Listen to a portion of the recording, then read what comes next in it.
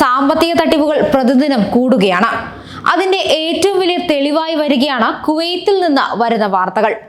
വലിയ തുകകൾ ബാങ്കിൽ നിന്ന് കടമെടുത്ത് മറ്റു രാജ്യങ്ങളിലേക്ക് കടക്കുന്ന ആളുകളുടെ എണ്ണത്തിൽ വലിയ വർധനവാണ് ഉണ്ടായിട്ടുള്ളത്. കുവൈത്തിൽ ബാങ്കിനെ കബളിപ്പിച്ച് കോടികൾ വായ്പയെടുത്ത ശേഷം മുങ്ങിയവർക്കെതിരെ നിയമ നടപടിക്ക് ഒരുങ്ങുകയാണ് കുവൈത്ത്. ഗൾഫ് ബാങ്ക് കുവൈത്തിൽ നിന്ന് കടമെടുത്ത് രാജ്യം വിട്ടവരുടെ കണക്കുകൾ 1000 കടന്നു.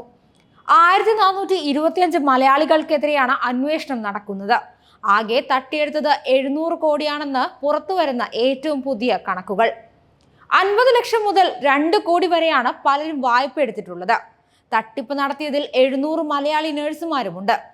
ബാങ്കിൽ നിന്ന് ലോൺ നേടിയ ശേഷം അവിടെ നിന്ന് മുങ്ങിയവർക്കെതിരെയാണ് അന്വേഷണം നടക്കുന്നത്. കുവൈത്ത് വിട്ട് പലരും പിന്നീട് മറ്റു രാജ്യങ്ങളിലേക്ക് ചേക്കേറി. സംഭവത്തിൽ കേരളത്തിൽ 10 കേസുകൾ രജിസ്റ്റർ ചെയ്തു കഴിഞ്ഞു. കബളിപ്പിച്ചെന്ന് തിരിച്ചറിഞ്ഞ 10 പേർക്കെതിരെയാണ് കേസെടുത്തത്. ബാങ്ക് അധികൃതർ കേരളത്തിലെത്തി ഉന്നത പോലീസ് ഉദ്യോഗസ്ഥരെ കണ്ടു. പിന്നീട് DGP നിർദ്ദേശിച്ച പ്രകാരമാണ് കേസെടുത്തത്. 1 മാസം മുൻപാണ് ഗൾഫിൽ നിന്ന് ബാങ്ക് തട്ടിപ്പിൽ വിവരം കേരള പോലീസ് അറിയിച്ചത്. കഴിഞ്ഞ മാസം 5-ാം തീയതി ബാങ്ക് പ്രതിനിധികൾ കേരളത്തിലെത്തി സംസ്ഥാന ADGP മനോജ് എബ്രഹാമിനെ കണ്ടു. തട്ടിപ്പ് നടത്തിയവരുടെ വിലാസമടക്കം നൽകിയാണ് പരാതിപ്പെട്ടത്. തട്ടിപ്പ് നടത്തിയവരിൽ കുവൈത്തിലെ സർക്കാർ ഉദ്യോഗസ്ഥരായ മലയാളികളുമുണ്ട്. 2020-22 കാലത്ത് ബാങ്കിൽ നിന്ന് ചെറിയ ലോൺ എടുത്താണ് തട്ടിപ്പ് തുടങ്ങുന്നത്. ഈ തുക കൃത്യമായി അടച്ച് പിന്നീട് 2 കോടി വരെ വലിയ ലോൺ എടുത്തു. പിന്നീട് ഇവർ കേരളത്തിലേക്കും ഇംഗ്ലണ്ടിലേക്കും കാനഡയിലേക്കും അമേരിക്കയിലേക്കും കുടിയേറി. തിരിച്ചടവ് മുടങ്ങിയതോടെയാണ് ബാങ്ക് അന്വേഷണം തുടങ്ങിയത്. അപ്പോഴാണ് 1425 മലയാളികൾ പറ്റിച്ചുവെന്ന് ബാങ്കിന് മനസ്സിലായത്. തട്ടിപ്പ് നടത്തിയവരിൽ കുറച്ചേറെ പേർ കേരളത്തിലെത്തിയെന്ന് കണ്ടെത്തിയതിന്റെ അടിസ്ഥാനത്തിലാണ് ബാങ്ക് കേരളത്തിലെത്തി പോലീസിനെ ഉന്നതരെ കണ്ടത്. ആദ്യം തട്ടിപ്പ് നടത്തിയവർ വഴി പഴുത് മനസ്സിലാക്കി കൂടുതൽ മലയാളികൾ ബാങ്കിനെ പറ്റിച്ചുവെന്നാണ് ബാങ്ക് മനസ്സിലാക്കുന്നത്. ഇതിന് പിന്നിൽ ഏജന്റുമാരുടെ ഇടപെടൽ ഉണ്ടോ എന്നും സംശയിക്കുന്നുണ്ട്. കുവൈത്ത് പൗരന്റെ പരാതിയിലാണ് കേരളത്തിലെ 10 കേസുകൾ രജിസ്റ്റർ ചെയ്തത്. തട്ടിപ്പ് നടന്നത് കുവൈറ്റിലാണെങ്കിലും വിദേശത്ത് തട്ടിപ്പ് നടത്തി രാജ്യത്തേക്ക് മടങ്ങുന്നവർക്കെതിരെ ഇന്ത്യയിൽ കേസെടുക്കാൻ നിയമപ്രകാരം സാധിക്കും. ഇതിനാലാണ് കേരള പോലീസ് കേസെടുത്തത്. കേസുകൾ ക്രൈംബ്രാഞ്ചിന് കൈമാറിയിട്ടുണ്ട്. ദക്ഷിണ മേഖല IG ആണ് അന്വേഷണം നടത്തുന്നത്. നിലവിൽ എറണാകുളം, കോട്ടയം ജില്ലകളിലാണ് കേസുകൾ രജിസ്റ്റർ ചെയ്തിരിക്കുന്നത്. കുവൈത്തിലെ ബാങ്കിനെ പറ്റിച്ചു മുങ്ങിയ UK മലയാളികളെ കുറിച്ച് നേരത്തെയും വാർത്തകൾ വന്നിരുന്നു. പ്രത്യേകിച്ചും കഴിഞ്ഞ 3-4 വർഷങ്ങളായി കുവൈത്തിൽ നിന്നും എത്തിയിരിക്കുന്ന UK മലയാളികളാണ് അവിടെയുള്ള ബാങ്കിൽ നിന്നും ദശലക്ഷങ്ങൾ വായ്പയെടുത്ത് UK മുങ്ങിയിരിക്കുന്നതെന്ന പരാതി ഉയരുന്നു. കുവൈത്ത് ഗൾഫ് ബാങ്കാണ് പ്രധാന പരാതിക്കാർ. ഇവരുടെ കണക്കിൽ 100-ലേറെ മലയാളികൾ വായ്പയെടുത്ത് UK മുങ്ങിയിട്ടുണ്ട്. പലരും ദശലക്ഷങ്ങളാണ് വായ്പ എടുത്തിരിക്കുന്നത്. ചിലരാകട്ടെ കോടികൾ കടന്നുള്ള തുകയും കൈക്കലാക്കിയിട്ടുണ്ടെന്നാണ് രേഖകൾ പറയുന്നത്. കാര്യമായ പണം ദുർവിനിയോഗമില്ലാത്ത അക്കൗണ്ടുകളാണെങ്കിൽ UK-ലേതുപോലെ വാരിക്കോരി പണം ലോൺ കിട്ടാനുള്ള സാഹചര്യമാണ് കുവൈത്തിലുമുള്ളത്. ഈ സാധ്യതയാണ് അനേകം മലയാളികൾ ദുരുപയോഗം ചെയ്തിരിക്കുന്നത്. UK പോയതിനാൽ പിടിക്കപ്പെടില്ലെന്നും ലോണുകൾ തിരിച്ചടക്കേണ്ട എന്ന ധാരണയുമാണ് അനേകം മലയാളികളെ ഇപ്പോൾ കുടുക്കിൽ ചാടിച്ചിരിക്കുന്നത്. ഭാര്യയും ഭർത്താവും മത്സരിച്ച് വായ്പയെടുത്തവരാണ് ഭൂരിഭാഗവും. ഇത്തരത്തിൽ ബാങ്കുകളെ ചതിച്ചു മുങ്ങിയ യുവ മലയാളികളെ തേടി മാഞ്ചസ്റ്ററിലുള്ള സോളിസിറ്റർ സ്ഥാപനമാണ് വക്കീൽ നോട്ടീസ് അയച്ചത്.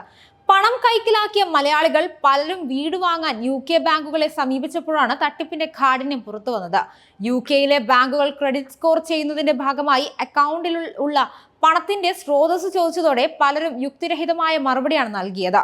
ഇതേ തുടർന്ന് 1-ലേറെ പേർ വൻ തുക UK-ലെത്തി 1-2 വർഷം കൊണ്ട് വീട് വാങ്ങാൻ ഡെപ്പോസിറ്റ് നൽകാം എന്ന ഓഫർ ബാങ്കിന് നൽകിയതോടെ ഇവർ എവിടെ നിന്നാണ് UK എത്തിയതെന്ന ബാങ്കിന്റെ അന്വേഷണമാണ് പലരെ കുറിച്ചുള്ള വിവരം കുവൈത്തിലെ ബാങ്കുകൾക്ക് ലഭിക്കാൻ സഹായകരമായത്. രാജ്യങ്ങൾ തമ്മിൽ സാമ്പത്തിക കുറ്റകൃത്യം തടയുന്നതിന്റെ ഭാഗമായി ഇത്തരം വിവരങ്ങൾ കൈമാറുന്നത് സ്വാഭാവിക നടപടിയായതിനാൽ വമ്പൻ തുക ഡെപ്പോസിറ്റ് നൽകാൻ തയ്യാറായ ഗൾഫിൽ നിന്നും എത്തിയ മലയാളികളെ കുറിച്ച് അതാത് രാജ്യങ്ങളിലെ ബാങ്കുകൾക്ക് വിവരം കൈമാറിയതായാണ് ലഭിക്കുന്ന സൂചനകൾ. ഇതേ തുടർന്നാണ് മുങ്ങിയവർ UK പൊങ്ങിയതെന്ന വിവരം ഗൾഫിലെ ബാങ്കുകൾക്ക് ലഭിക്കുന്നത്.